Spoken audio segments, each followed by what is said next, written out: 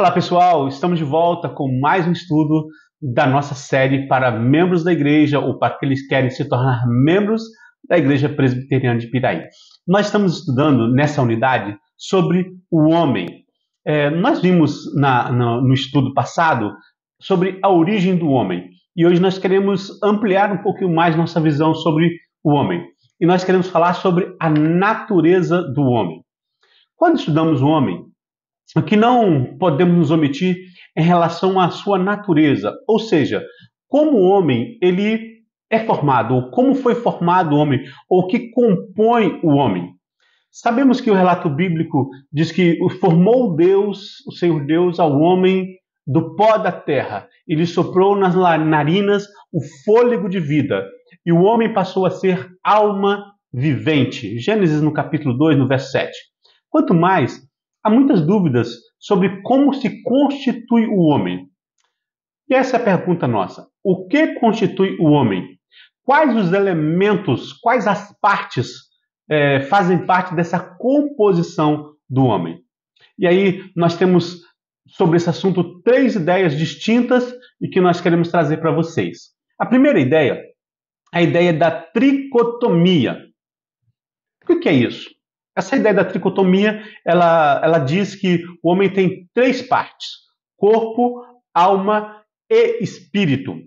Os tricotomistas, eles apoiam as suas ideias no texto de 1 aos Tessalonicenses 5, 23, Hebreus capítulo 4, verso 12 principalmente, e também talvez lá no texto onde Maria, ela exalta a Deus, né? Minha alma engrandece ao Senhor e o meu espírito se alegra em Deus, meu Salvador. Bom, fora disso, meus queridos, não há mais textos bíblicos onde nós podemos ver essa ideia tricotomista: corpo, alma e espírito. Apesar de ter poucos textos que dão apoio para essa é a ideia predominante no meio cristão, no meio evangélico, no meio católico também. Então, a ideia de que o homem é composto de 3 partes: corpo, alma e espírito. Mas nós temos uma outra ideia, que é a ideia dicotômica, ou a dicotomia. O que quer dizer dicotomia? Dicotomia está dizendo que o homem é composto de 2 partes. E quais são essas partes? Corpo, que é a parte material, e alma ou espírito, que é a parte imaterial. Para os dicotomistas, alma e espírito são a mesma coisa. Às vezes nós temos na Bíblia o termo alma, às vezes temos o termo espírito. Então, para os dicotomistas, essa é uma ideia só. Alma e espírito é a parte imaterial do ser humano. O homem, então, é composto por 2 partes: corpo, alma ou espírito. E aí nós temos uma infinidade de textos onde o escritor bíblico ele nos apresenta somente essas 2 composições e não outras composições. Por exemplo, nós temos Romanos 8, versículo 10, 1 Coríntios 5, 5, 1 Coríntios 5, 34, 2 Coríntios 7, 1, Colossenses 2, 5 e tantos outros textos que nós temos, tá certo? Então, essa ideia de corpo, alma, espírito, corpo, alma ou espírito, né? Essa ideia de como se compõe o homem tem gerado muita discussão e até mesmo contendas dentro do meio evangélico, dentro do meio cristão. Então, nós temos muitas dificuldades nisso. E nós precisamos tratar com muito cuidado, com muito respeito aqueles que pensam diferente de nós. Se há uma ideia tricotomista, se há uma ideia dicotomista, será que há outro pensamento? Sim. Há uma ideia que se chama unidade psicossomática. Unidade psicossomática, o que é isso? Bom, dentro da teologia reformada mais recente, é comum os teólogos falarem sobre o homem como uma unidade entre corpo e alma. Psicossomática, psico, alma, somática, corpo. Então, o homem ele não pode ser o homem se ele estiver separado. As 2 partes do homem, ou as partes do homem, ela não pode ser separada.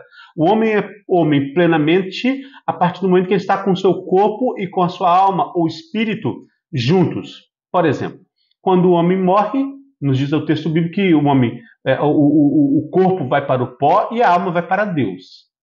Nesse momento, os defensores da unidade psicossomática, nesse momento, o homem cessa a sua existência aqui na Terra e só vai acontecer essa união na volta de Jesus. Aí o homem será plenamente. Lá na escatologia, nós podemos ver alguma coisa sobre a questão, né? Quando o homem morre, o seu corpo vai para a Terra, acabou, e a alma vai para Deus. Tanto crente quanto incrédulo. Eles estão sofrendo ou gozando, o incrédulo sofrendo, o crente gozando dos benefícios celestes. Como que está isso?